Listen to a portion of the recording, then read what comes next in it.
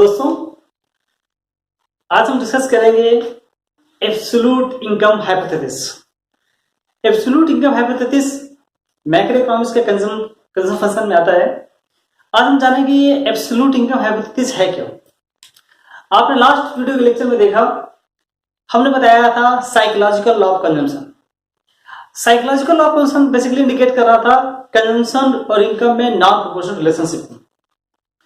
इसी तरह आपका एब्सोल्यूट इनकम हाइपोथेसिस ये कंजम्पशन और इनकम के नॉन प्रोपोर्शनल रिलेशनशिप को इंडिकेट करता है।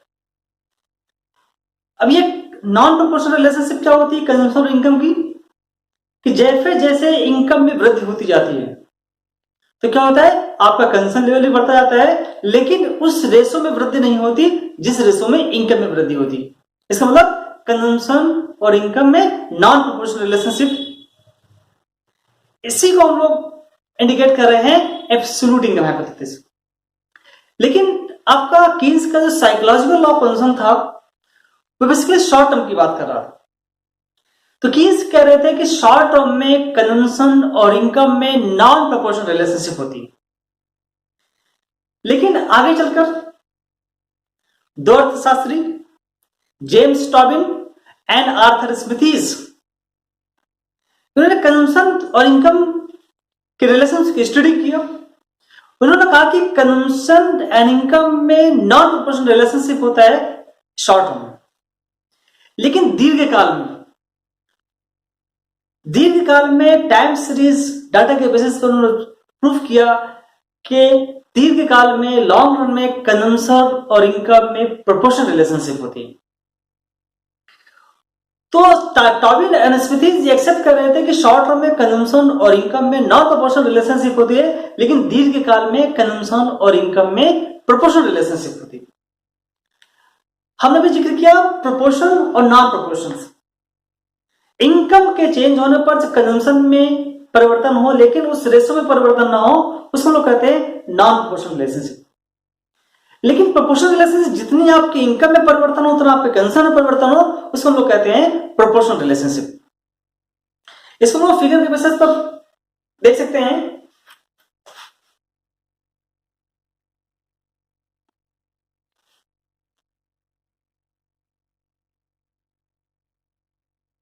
CL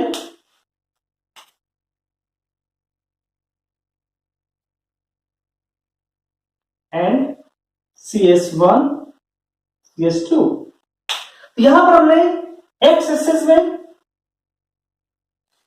हमने इनकम लिया हुआ है और वाई एक्सिस में हमने कंजम्पशन लिया हुआ। तो जेम्स टॉबिन और स्मिथीज कहते हैं कि दीर्घकाल में कंजम्पशन और इनकम में प्रोपोर्शनल रिलेशनशिप होती है। उन्होंने 4 फैक्टर का जिक्र किया है। इन 4 फैक्टरों की वजह से दीर्घकाल में कंजम्पशन और इनकम में प्रोपोर्शनल रिलेशनशिप होती है। वो 4 फैक्टर्स क्या थे? पहला उनका कहना था इंक्रीज इन एसेट्स वैल्यू। इन्होंने निकल और वाइट फैमिलीज स्टडी किया, जिसमें निकाला कि दीर्घकाल में जब एसेट्स की वैल्यू में वृद्धि हो जाती है तो लोगों का कंजम्पशन लेवल ऑटोमेटिकली चेंज हो जाता है। इसमें पहला वर्ड यूज कर रहे हैं increase in assets value according to Tobin. Assets की वैल्यू के इंक्रीज होने पर लोगों के कंजम्पशन लेवल में वृद्धि हो जाती है। फिर दूसरा उन्होंने यूज किया है new product in the markets. आप देखते हैं सेकेंड वर्ल्ड वॉर के बाद जो इंडिविजुअल कंज्यूम गुड्स थी उपभोग वस्तुओं में वृद्धि हुई, जिसके कारणवश आप कंजम्पशन लेवल में वृद्धि हुई। तीसरा उन्होंने जिक्र किया है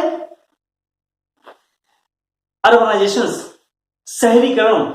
तो दीर्घकाल में जैसे जैसे लोग ग्रामीण सेक्टर से अर्बन की ओर माइग्रेट करते हैं तो ऑटोमेटिकली अर्बन एरिया का कंजम्पशन लेवल में वृद्धि हो जाती है। और चौथा उन्होंने जिक्र किया है old age of the peoples. दीर्घकाल में जब लोग ओल्ड एज हो जाते हैं, कंजम्पशन लेवल में वृद्धि हो जाती है।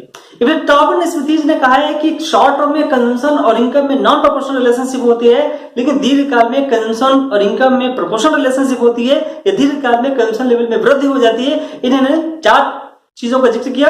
पहला उन्होंने यूज किया इंक्रीज इन एसेट्स वैल्यू, दूसरा नंबर यूज किया new product in the markets, तीसरा वर्ड यूज किया उन्होंने अर्बनाइजेशन, चौथा यूज किया old age of the peoples. इस तरह फिगर में देखा है कि आपका जो CL, ये CL लाइन दिखाती है कंजम्पशन और इनकम के प्रोपोर्शनल रिलेशनशिप को, लेकिन यहां पर दिखा है CS1 CS2, तो ये क्या इंडिकेट करता है कंजम्पशन और इनकम के नॉन प्रोपोर्शनल रिलेशनशिप की बात करता है, कंजम्पशन और इनकम में नॉन प्रोपोर्शनल रिलेशनशिप। लेकिन आपका जो साइकोलॉजिकल लॉ ऑफ कंजम्पशन जो कि कह रहा था कि कंजम्पशन और इनकम में नॉन प्रोपोर्शनल रिलेशनशिप होता है, इसको टॉबन स्मिथीज ने एक्सेप्ट किया है कि शॉर्ट टर्म में कंजम्पशन और इनकम में नॉन प्रोपोर्शनल रिलेशनशिप होता है, लेकिन इन 4 फैक्टरों की वजह से दीर्घकाल में कंजम्पशन और इनकम में प्रोपोर्शनल रिलेशनशिप होती है। अब कॉम्पिटिटिव एग्जाम में क्वेश्चन आता है, क्वेश्चन रहेगा यदि कंजम्पशन और इनकम में प्रोपोर्शनल रिलेशनशिप है तो what is the value of MPC या what is the value of MPS या what is the value of multipliers. तो कभी भी देखिए आप, हम जिक्र कर रहे हैं एब्सोल्यूट इनकम हाइपोथेसिस में, यदि दीर्घकाल की बात करते हैं, जब प्रोपोर्शनल रिलेशनशिप की बात की जाती है, जब प्रोपोर्शनल रिलेशनशिप होता है तो हम लोग कहते हैं कि MPC इक्वल टू 1। तो MPC 1 का मतलब होता है कंजम्पशन और इनकम में प्रोपोर्शनल रिलेशनशिप। इसी तरह आपका MPS यदि क्वेश्चन आता है तो क्या होता है 0। यदि क्वेश्चन होता है कि कंजम्पशन इनकम में प्रोपोर्शनल रिलेशनशिप है तो मल्टीप्लायर की वैल्यू क्या होगी, तो क्या होगी इनफिनाइट। तो इस तरह के 3 तरह के क्वेश्चन एग्जाम में बनाए जाते हैं। इस एब्सोल्यूट इनकम हाइपोथेसिस में हमने देखा कि दीर्घकाल में कंजम्पशन और इनकम में प्रोपोर्शनल रिलेशनशिप होता है। यदि कॉम्पिटिटिव एग्जाम में क्वेश्चंस आते हैं कि लॉन्ग रन में कंजम्पशन इनकम में प्रोपोर्शनल रिलेशनशिप है, मल्टीप्लायर की वैल्यू क्या है तो इनफिनाइट, MPC की वैल्यू क्या है एज 1, MPS की वैल्यू क्या है 0।